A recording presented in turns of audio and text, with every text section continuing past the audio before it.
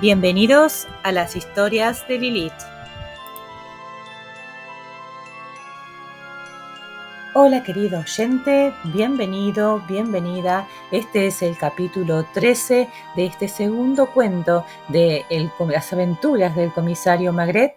Vamos a continuar con esta fantástica historia que se pone cada vez más interesante. Capítulo 4. El descontento de Lucas. Regresaba Maigret de la cervecería Dauphin, a donde había ido a tomar una caña, cuando vio a Jambier dirigirse a paso rápido hacia la pejota.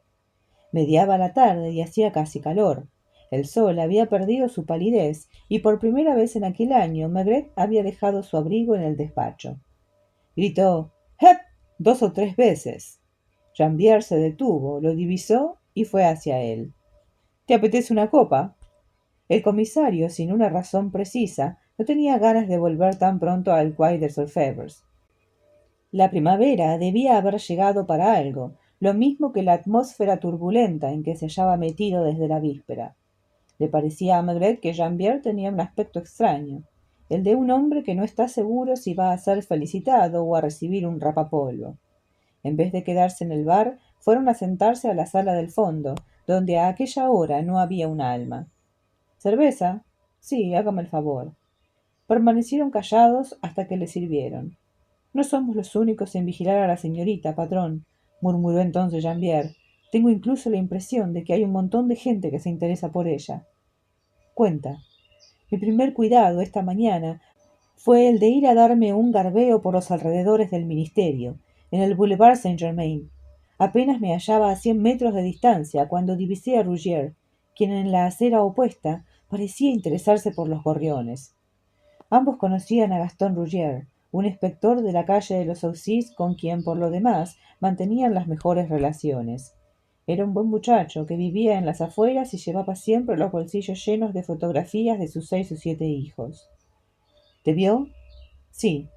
El bulevar estaba casi desierto. No podía dar media vuelta. Cuando estuve a su altura, me preguntó: ¿Tú también? Me hice el tonto. ¿También yo qué? Entonces me guiñó un ojo. Nada, no te pido que te vayas de la lengua. Esta mañana he encontrado esto lleno de caras conocidas. Por desgracia, hay un montón de tabernas frente a este ministerio. Desde donde estábamos podía verse el patio interior, y reconocí a Ramire, el de los Renseignements Généraux, que aparecía por allí hablando en los mejores términos con el portero. Representando la comedia hasta el fin, continué mi camino. No me detuve hasta la calle del Solferino, donde entré en un café y consulté la guía de teléfono, a ver qué pasaba. Encontré el nombre de Blanche Lamotte y su dirección, la calle Vanneau 63. Estaba a 2 pasos. ¿También entonces te encontraste con los de la Sûreté? No exactamente. Usted conoce la calle Vanneau, que es tranquila, casi provinciana, con algunos árboles en los jardines. El 63 es una casa de pisos, sin pretensiones, pero confortable. La portera, en su cuchitril, estaba pelando patatas. ¿Está mademoiselle Lamotte en su casa?, le pregunté. Tuve inmediatamente la impresión de que me miraba con cierta guasa. No por eso dejé de continuar. Soy inspector de una compañía de seguros. Mademoiselle Lamotte ha solicitado un seguro de vida y me envían para que haga la información de costumbre. No soltó la carcajada, pero como si lo hubiese hecho, me espetó. ¿Cuántas clases de policía hay en París? No sé por qué dice usted eso. Primero, porque yo ya le he visto a usted con un comisario corpulento cuyo nombre he olvidado, cuando hace 2 años la señora del 57 tomó demasiados comprimidos de somnífero. Y segundo, porque sus colegas no anduvieron con tantos rodeos. ¿Son muchos los que han venido?, pregunté. Está primero el de ayer por la mañana. ¿Le enseñó la chapa? No se lo pedí. Tampoco se lo he pedido a usted. Soy capaz de reconocer a un policía nada más verlo. Le hizo muchas preguntas. 4 o 5. Si la señorita vive sola, si recibe a veces la visita de un cincuentón bastante corpulento. Le dije que no. ¿Es la verdad? Sí. Luego me preguntó si al volver del trabajo solía traer una cartera. Le respondí que sucedía con frecuencia. que tiene una máquina de escribir en su piso y que trae a menudo trabajo para hacer en su casa. Supongo que sabrá usted tan bien como yo que se trata de la secretaria de un ministro. Estoy al corriente, sí. Después quiso saber si la víspera había traído la cartera. Le dije que no me había fijado. Hizo como que se iba. Subí al primer piso, donde todas las mañanas hago la limpieza a una señora anciana. Le oí un poco después subir la escalera. No me di por enterada. Sé, sin embargo, que se detuvo en el tercero, donde vive Mademoiselle Blanche, y que entró en su casa. ¿Usted se lo permitió? Hace ya mucho que soy portera para haberme dado cuenta de que no conviene ponerse en contra de la policía. Permaneció mucho tiempo dentro. Alrededor de 10 minutos. ¿Volvió usted a verle? No a ese. ¿Habló usted de él a su inquilina? Maigret escuchaba mirando su copa con insistencia e intentando encajar aquel incidente en los acontecimientos que ya conocía. Jambier continuó. Vaciló, se dio cuenta de que enrojecía y prefirió decirme la verdad. Le dije que alguien había venido a hacerme preguntas a propósito de ella y que había subido a su piso. No mencioné a la policía. Pareció sorprendida. En el primer momento sí. Luego murmuró. Creo que ya sé de qué se trata. En cuanto a los de esta mañana, me llegaron algunos minutos después de haber salido ella para su trabajo. Eran dos. Me dijeron también que eran de la policía. El más bajo hizo ademán de enseñarme la placa, pero no la miré. ¿Subieron también? No, me hicieron las mismas preguntas y alguna otra más. ¿Cuáles? Si ella sale con frecuencia, con quién, quiénes son sus amigos, sus amigas, si llama mucho por teléfono, si... Maigret interrumpió el inspector. ¿Qué te dijo a propósito de esto? Me dio el nombre de una de sus amigas, una tal Lucille Christine, que vive en el barrio, que probablemente trabaja en alguna oficina y que bisquea. Mademoiselle Blanche hace su comida del mediodía en el Boulevard Saint-Germain, en un restaurante que se llama Aux Trois Ministères. Por la noche, ella misma se prepara la cena. Esa Lucille Christine viene a comer con ella con frecuencia. No he podido averiguar su dirección. La portera me habló de otra amiga, que ve más raramente por la calle Vanneau, pero a cuya casa Mademoiselle Blanche suele ir todos los domingos a comer. Está casada con un encargado de mercados, que se llama Hariel y que vive en la calle de Courcelles. La portera cree que es de la Roche-sur-Yon, como Mademoiselle Blanche. ¿Fuiste a la calle Courcelles? Usted me recomendó no olvidar nada. Como ni siquiera sé de qué se trata, continúa. La referencia era exacta. Subí al piso de Mademoiselle Hariel, que lleva una vida confortable y tiene 3 niños, el menor de 8 años. Hice, una vez más, de inspector de seguros. Ella no sospechó. Deduje de ello que era el primero en ir a visitarla. Conoció a Blanche Lamotte en la Roche-sur-Yon, donde iban juntas a la escuela. Se perdieron de vista y se encontraron por casualidad en París hace 3 años. Madame Hariel invitó a su amiga, quien tomó por costumbre comer en su casa los domingos. Por lo demás, nada de particular. Blanche Lamotte lleva una vida regular, se entrega enteramente a su trabajo y habla con calor de su jefe, por quien se arrojaría al fuego. ¿Es eso todo? No. Hace aproximadamente un año, Blanche le preguntó a Hariel si sabía de algún empleo vacante para un conocido suyo, que se encontraba en un momento difícil, un tal Fleury. El marido de Hariel, quien debe ser buena persona, lo empleó en su despacho. Fleury tenía que estar allí todos los días a las 6 de la mañana.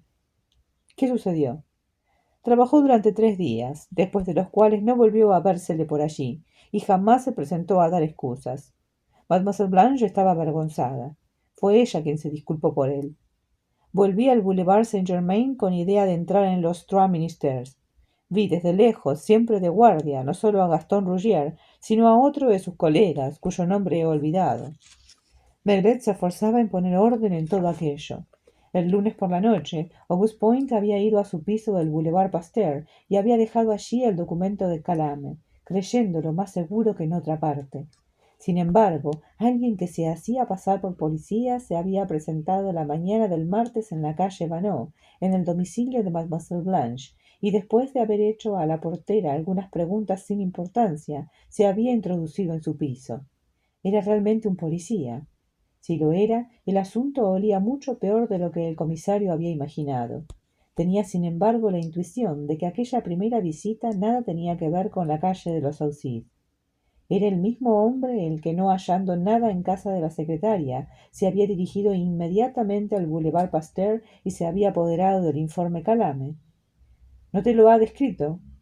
Vagamente. Un quidam de mediana edad, bastante corpulento, que debe estar lo suficientemente acostumbrado a interrogar a la gente para poder ser tomado por policía. Era casi la descripción que el patrón del bar de la calle de Jacob había dado del hombre que se había acercado a Pickleman y que había abandonado el establecimiento en su compañía. En cuanto a los de aquella misma mañana, que no habían subido al piso de la secretaria, tenían todas las trazas de pertenecer a la Sûreté. ¿Qué hago ahora?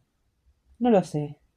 Olvidaba una cosa. Cuando volví a pasar por el Boulevard Saint-Germain, tuve la impresión de ver a Lucas en un bar. Probablemente era él. ¿Se ocupa en el mismo caso? Más o menos.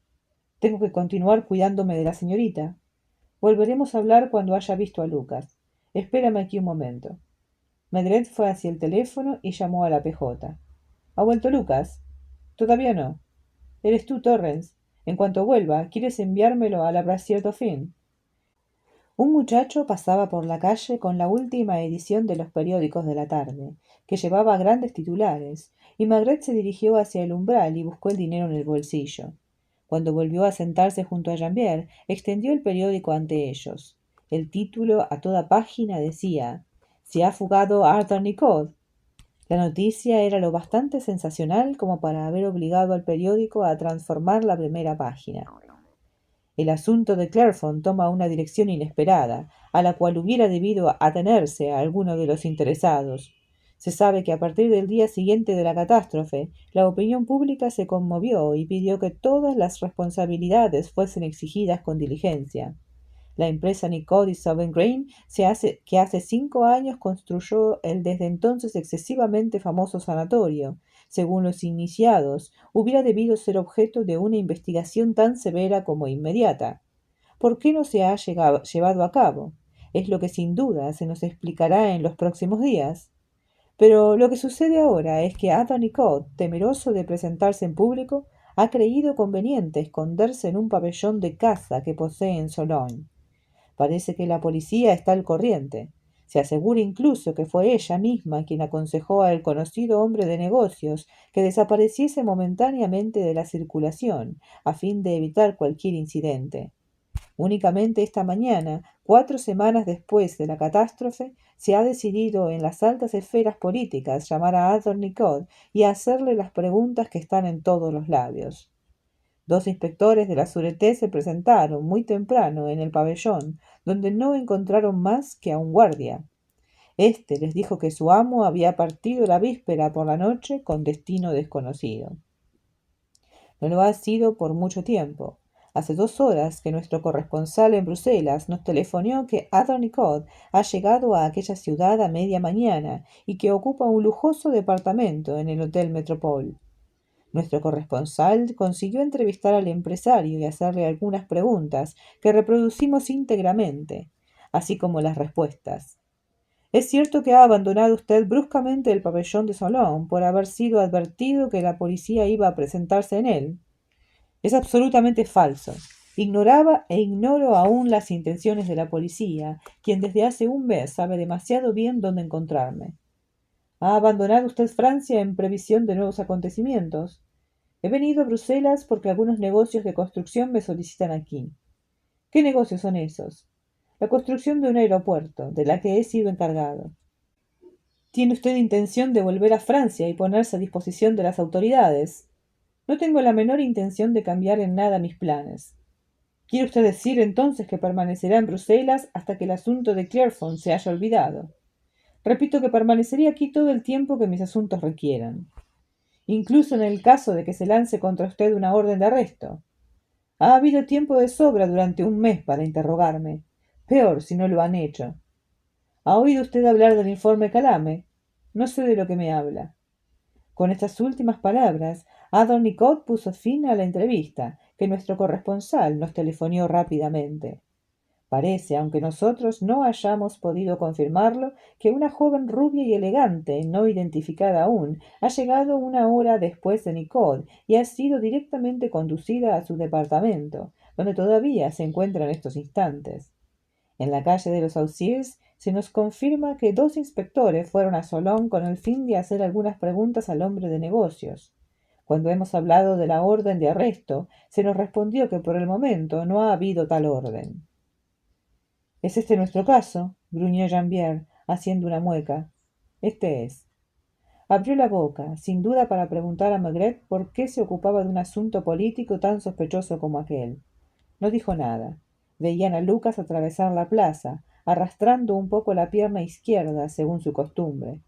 No se detuvo en el bar, sino que fue directamente a sentarse frente a los dos hombres, y con gesto malhumorado se secó el sudor de la frente.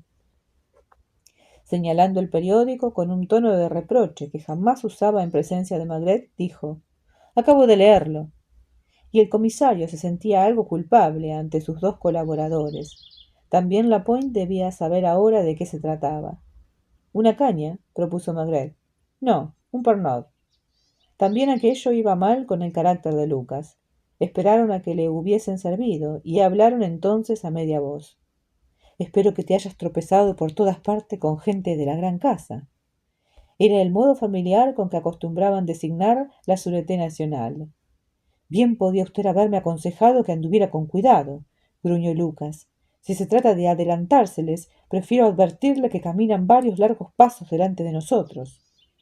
«Cuenta». «¿Qué quiere que cuente?» «Lo que hayas averiguado». Empecé a pasearme por el Boulevard Saint-Germain, a donde llegué unos minutos después que Jean-Pierre. «¿Rougier?», preguntó éste, que no podía menos que sonreír ante lo cómico de la situación. Estaba plantado en medio de la acera y me vio llegar. Yo hice como que llevaba prisa, y él me interpeló, muy divertido. «¿Buscas a Jean-Pierre? En este momento acaba de doblar por la esquina de la calle Solferino». Siempre le gusta a uno que le tome el pelo a alguien de la calle de los Auxiers. Al no poder informarme acerca de Jacques Fleury en los alrededores del ministerio, yo... «Consultaste la guía de teléfonos», insinuó Jean-Pierre. «No se me ocurrió. Sabía que frecuentaba los lugares de los Campos Elíseos y me dirigí al Fouquet's». «Apuesto a que viene en la guía». «Es posible. ¿Me dejas terminar?». Jean-Pierre ahora estaba de buen humor, de humor burlón, como el que acaba de ser escarmentado y que ve a otro le ha llegado su turno. En resumen, tanto Maigret como sus colaboradores se sentían en un terreno extraño, tan torpes el uno como el otro, e imaginaban sin dificultad las burlas de sus colegas de la Sûreté. Charlé con el barman. Fleury es un tipo muy conocido en aquellos medios. La mayor parte de las veces tiene una cuenta así de larga, y cuando la cantidad asciende a mucho, dejan de servirle las consumiciones. Desaparece entonces por unos días, hasta agotar el crédito de todos los bares y restaurantes. Termina por pagar. Un buen día se le ve volver radiante y arreglar la cuenta con gestos indiferentes. Después de lo cual vuelve a empezar, ¿no es así? Sí, hace años que dura. También desde que está en el ministerio. Con la diferencia de que ahora que es el jefe de despacho y que se le supone influencias, hay bastantes personas que le invitan a comer y a beber. Antes de esto había llegado a desaparecer durante meses de la circulación. Hasta le vieron una vez trabajando en los mercados, contando las coles que se descargan de los camiones. Jean-Pierre miró a Maigret con aire de estar en el secreto. «Tiene mujer y 2 hijos que viven hacia la parte de Bambes.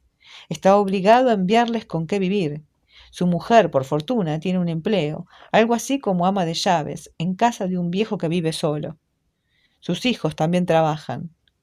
¿Con quién suele frecuentar los bares?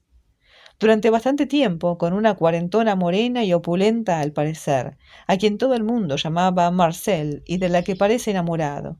Hay quien dice que la sacó de una cervecería de la Pont Saint-Martin, donde estaba de cajera. Se ignora que fue de ella.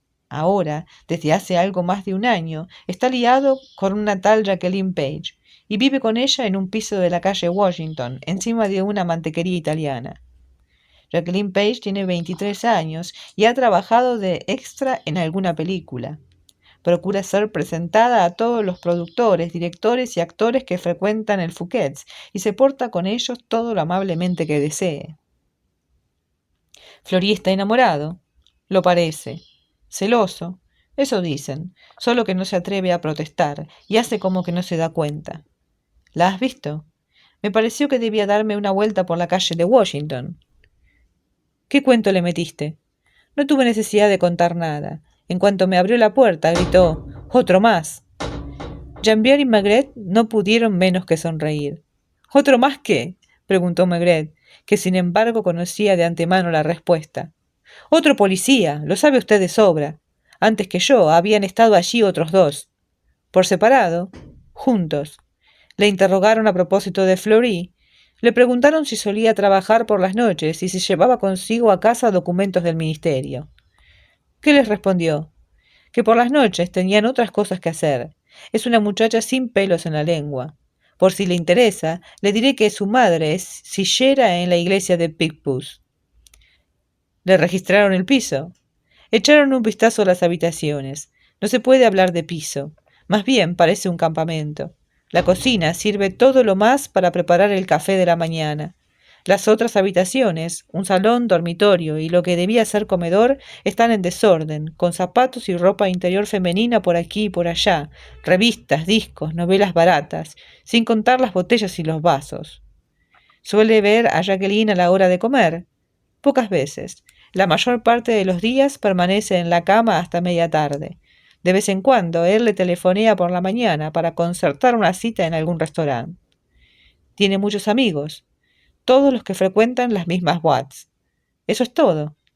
Por primera vez apareció en la voz de Lucas un reproche casi patético, al replicarle: «No, no es eso todo. Usted me ordenó que averiguase todo lo que fuera posible. Tengo en primer lugar la lista de una docena de antiguos amantes de Jacqueline, incluidos algunos con los que todavía se ve». Con mala cara, dejó encima de la mesa un papel con nombres escritos a lápiz. «Comprobará que ahí figuran los nombres de dos políticos. Luego casi he encontrado a Marcel». «¿De qué manera?» «Con mis piernas. Recorrí todas las cervecerías de los Grands Boulevards, empezando por la ópera. Por supuesto, la buena era la última, en la Plaza de la République». «¿Ha vuelto Marcel a su trabajo de cajera?» «No, pero la recuerdan perfectamente y a veces se le ha vuelto a ver por el barrio. El propietario de la cervecería cree que debe vivir por los alrededores, hacia la parte de la calle Blondel. Como la encontró frecuentemente en la calle del Croissant, tiene la impresión de que trabaja en un periódico o en una imprenta». «¿Lo has comprobado?» «Todavía no. Tengo que hacerlo». Su tono era tal que Maigret, medio en broma, medio en serio, murmuró: «¿Enfadado?». Lucas trató de sonreír. «No, pero reconozca al menos que es trabajo fastidioso, sobre todo para enterarse luego por los periódicos que se trata de ese sucio negocio. Si hace falta que continúe, continuaré, pero le digo con franqueza, ¿crees que a mí me divierte más que a ti?». «No, ya lo sé. La calle del Croissant no es demasiado larga, por allí todo el mundo se conoce». «Sí, y una vez más, llegaré pisando los talones a los muchachos de la calle de los Saussys». «Es probable. Bueno, iré. ¿Puedo tomar otro?». Señalaba su vaso que acababa de vaciar. Maigret indicó al mozo que repitiese las consumiciones y en el último momento pidió también para sí un Pernod en lugar de cerveza. Inspectores de otros servicios que habían terminado su trabajo llegaban para tomar el aperitivo en el mostrador y le saludaban con la mano. Maigret, con la frente oscurecida, pensaba en Auguste Point, que debía haber leído el artículo y esperaría que de un momento a otro apareciese su nombre en los periódicos, en letras igualmente grandes. Su mujer, a quien sin duda había puesto al corriente, no estaría más tranquila que él. Había hablado el ministro a Mademoiselle Blanche.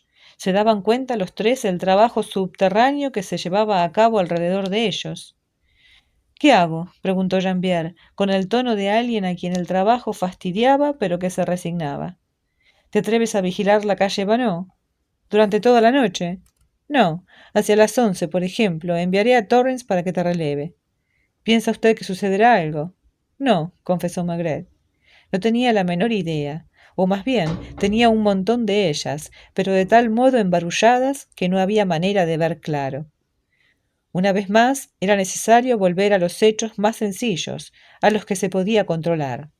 Era cierto que el lunes por la tarde el llamado Pickleman se había presentado en el despacho del ministro de Obras Públicas.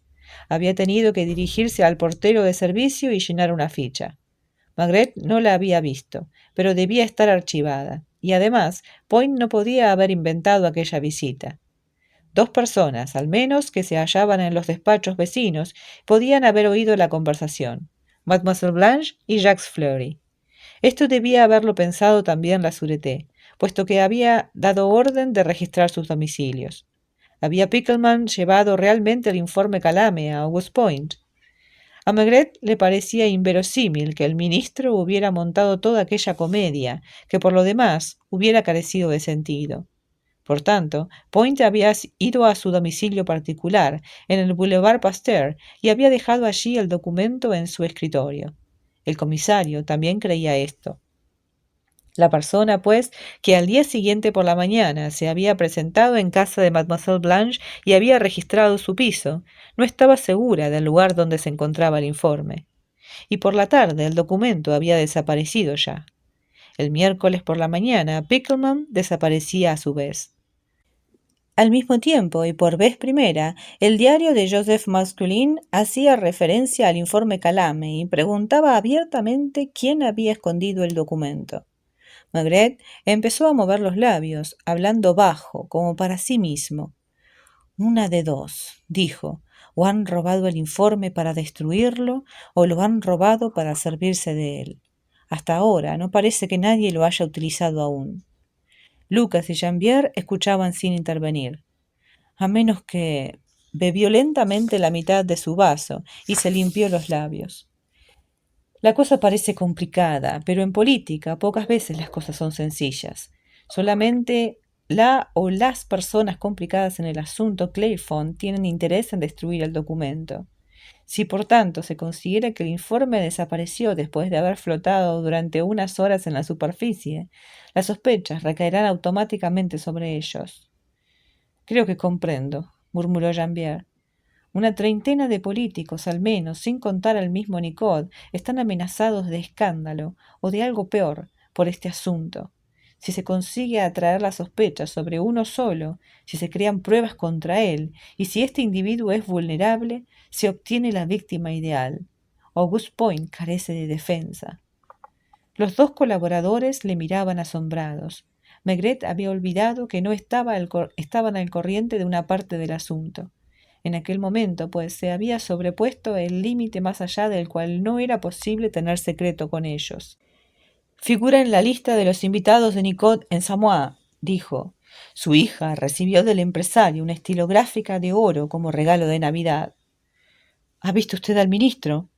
Maigret dijo que sí con la cabeza. Fue él quien... Lucas no terminó la pregunta. Maigret había comprendido. El inspector había querido preguntar: ¿es él quien le ha pedido ayuda? Con esto se disipaba por fin el embarazo que había oprimido a los tres hombres. Ha sido él, sí. A la altura de los acontecimientos en que nos encontramos, me sorprendería que otros no lo supiesen también. Todavía tenemos que seguir ocultándonos. En cualquier caso, no de la Sûreté.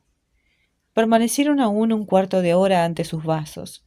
Maigret se levantó el primero, les deseó buenas tardes y pasó por su despacho a ver qué sucedía. No había nada para él. Ni Point ni ninguna otra persona mezclada en el asunto de Clearfont habían telefoneado. A la hora de la cena, Madame Maigret comprendió por su cara que valía más no preguntar. El comisario pasó la sobremesa leyendo una revista de policía internacional y a las 10 se acostó. ¿Tienes mucho trabajo? Estaba a punto de dormirse. Ella había tenido durante mucho tiempo la pregunta en la punta de la lengua. No mucho, pero feo. Por 2 veces estuvo a punto de coger el teléfono y llamar a Auguste Point. No sabía qué le hubiera dicho, pero le hubiera gustado entrar en contacto con él. Se levantó a las 8. Tras las cortinas se veía una ligera bruma pegada a los cristales, que parecía apagar los ruidos de la calle. Fue a pie hasta la esquina del Boulevard Richard Lenoir para coger el autobús y se paró ante un kiosco de periódicos. La bomba había estallado. Los periódicos no hacían ya preguntas, sino que anunciaban con grandes titulares: el asunto de Clearphone, desaparición de Jules Pickelman, que había encontrado el informe Calame. El informe enviado a las alturas administrativas ha desaparecido también. Subió, con los periódicos bajo el brazo, a la plataforma del autobús y no intentó leerlos antes de llegar al Quai des Orfèvres. Cuando atravesaba el corredor, oyó sonar el teléfono en su despacho. Apresuró el paso y descolgó. ¿El comisario Maigret? Preguntaba la telefonista. Es la tercera vez en un cuarto de hora que le llaman del Ministerio de Obras Públicas. ¿Le paso la comunicación? Conservaba el sombrero en la cabeza y el abrigo puesto, ligeramente húmedo de la niebla. Bueno, hasta acá llegamos y me pareció muy divertido el enojo de Luca, pero bueno, también se lo comprende, ¿no? Porque de repente se encuentran todos estos personajes envueltos en una situación un poco turbia, ¿no? En una cuestión de política que, como siempre, es algo sucio. Y estos policías no son los que nosotros podemos pensar corruptos, sino que son gente que realmente quiere hacer su trabajo bien. Entonces se encuentran incómodos, más allá de que no sabían lo que estaban buscando realmente, y se encuentran con sus competidores, podríamos decirlo de alguna manera, ¿no? Que encima se les han adelantado. Pero bueno, confiamos que poco a poco van a poder ir armando las piezas del rompecabezas. Y digo armando las piezas que van a ir haciéndolo, pero me equivoco porque no todos arman las piezas. Acá, como ya habíamos visto anteriormente, los subalternos traen las piezas y la cabeza de Maigret es la que va armando la historia. Entonces, nada, vamos a continuar con esta historia la próxima. Vamos a ver qué tiene que ver este Adam Nicot, que parece que está involucrado de alguna manera bastante directa. También vamos a ver si están realmente buscando algún chivo expiatorio para, sacarse de encima este gran problema que tienen. Y bueno, nada, veremos si se encuentra el informe Calame, que la verdad que yo la veo complicada. Pero bueno, todo puede suceder, así que continuamos la próxima. Los invito por favor a dejar un like, a suscribirse también y a dejar un comentario. Sobre todo me gustaría que comenten qué les parece esta historia, si ya tienen alguna idea de quién puede ser el que está manejando los hilos en todo esto. Y bueno, si es así, díganme por qué. Muchas gracias, como siempre, infinitas gracias por haberme acompañado y los espero la próxima. Adiós.